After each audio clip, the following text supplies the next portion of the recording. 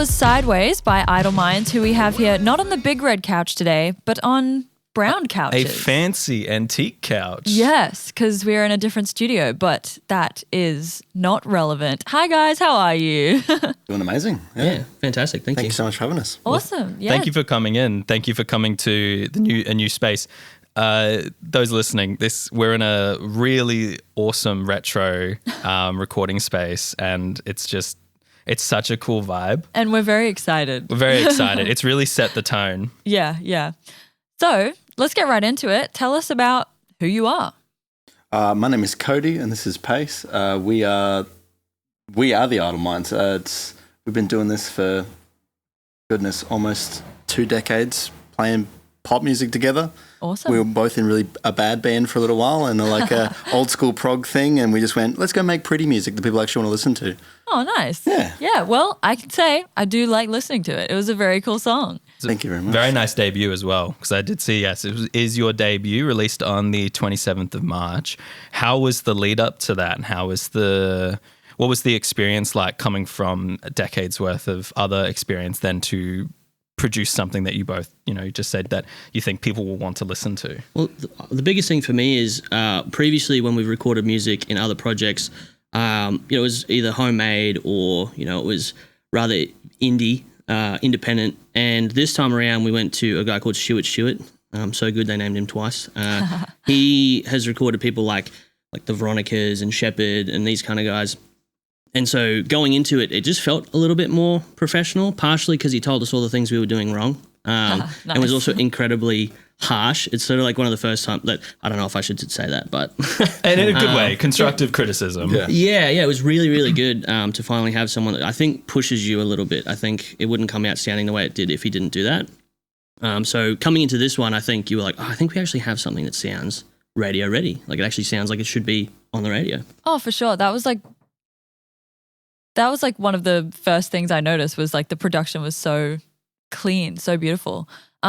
What is the song about? Well, I sat down one evening trying to be very selfish and listing off things that I was looking for. And being someone who's very into like the self-help sort of place, I was like, please let me find someone that can put up with me at my worst. And that was the entirety of the song, being like, can you love me when I'm broken, messed up, whatever? And it just happened to be very positive. It sounds like a very sad song, but I'm very happy it was a positive anthem at the end of the day. Yeah, so I wanted to talk more about sorry, I've lost my train of thought here, so I've been just thrown for a loop. You mentioned that harsh, different environment going from the indie scene to a professional scene.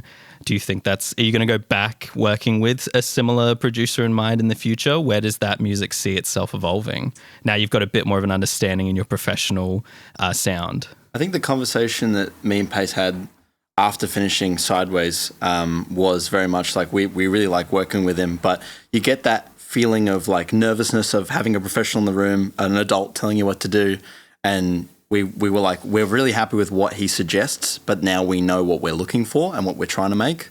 Definitely leading towards a more live instrument focus, because as you hear in Sideways, there's lots of synths and different interesting textures that aren't live instruments, and we are a live band at the end of the day, so leaning more into that. Yeah, nice. So what do you guys do in the band? So I sing and play piano and guitar, and Pace is the lead guitarist and sometimes singer occasionally. Yeah, they don't let me out too much to do that though, because I'm not very good at it. So Nice. the guitar and the songwriting is where I sit. So Yeah, so when you perform live, it's just you guys?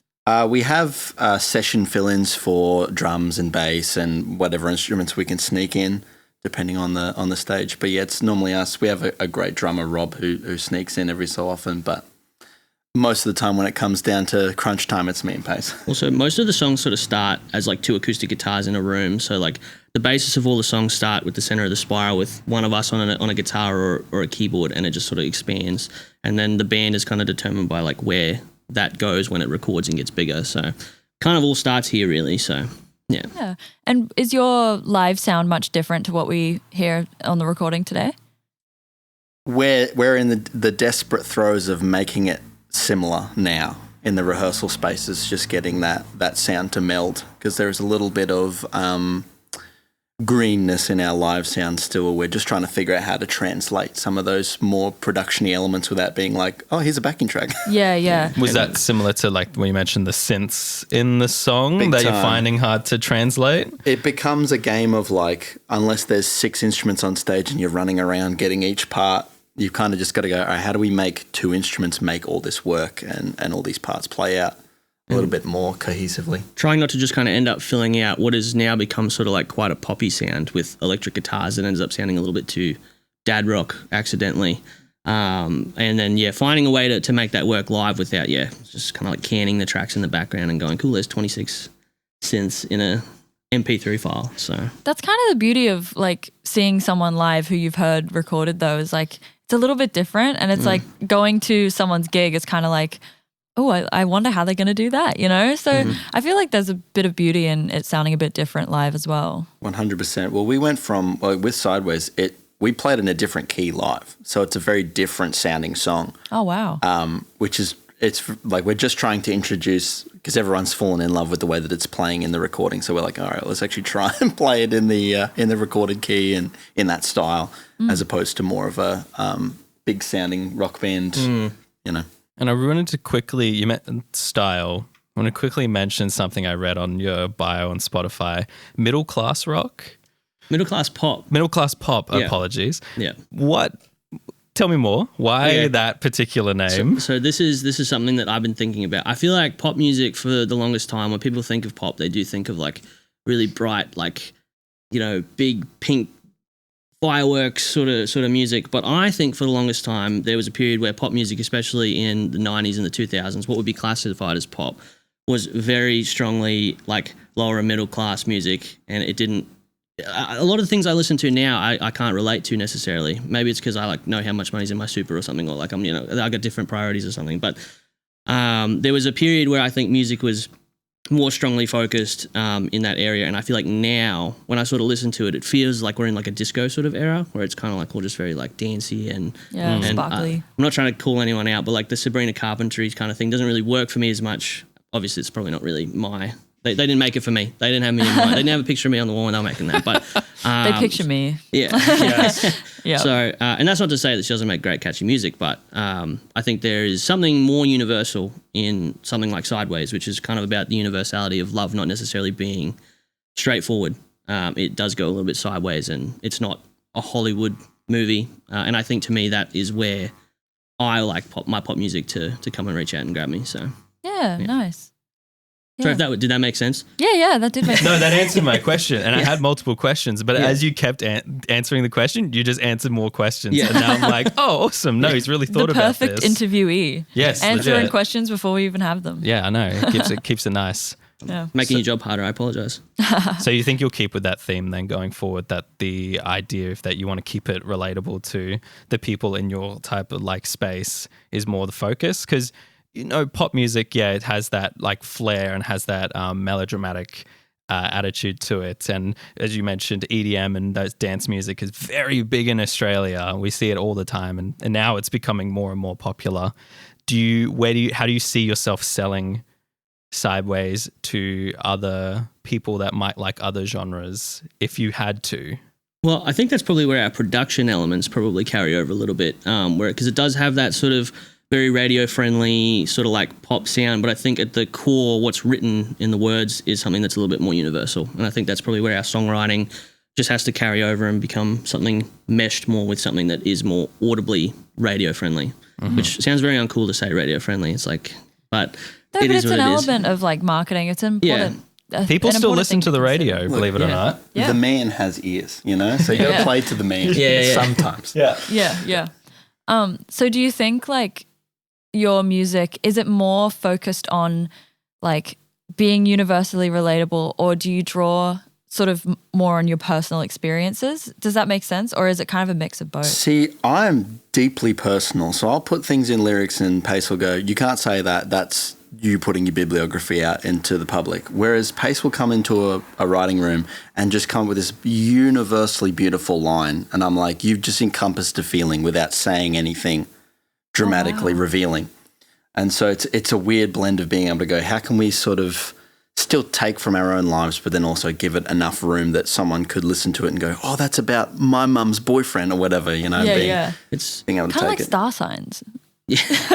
well, it is interesting because like with Sideways, like when he tells me what he thinks the songs are about, I go, no way. Because I go, no, that's maybe I'm just like a marketing brain or something, because I go, no, it's about the universality of love and how it never is a straight line. You're like, I was just kind of listing things that I was hoping someone would allow me to get away with in a relationship because I'm not perfect.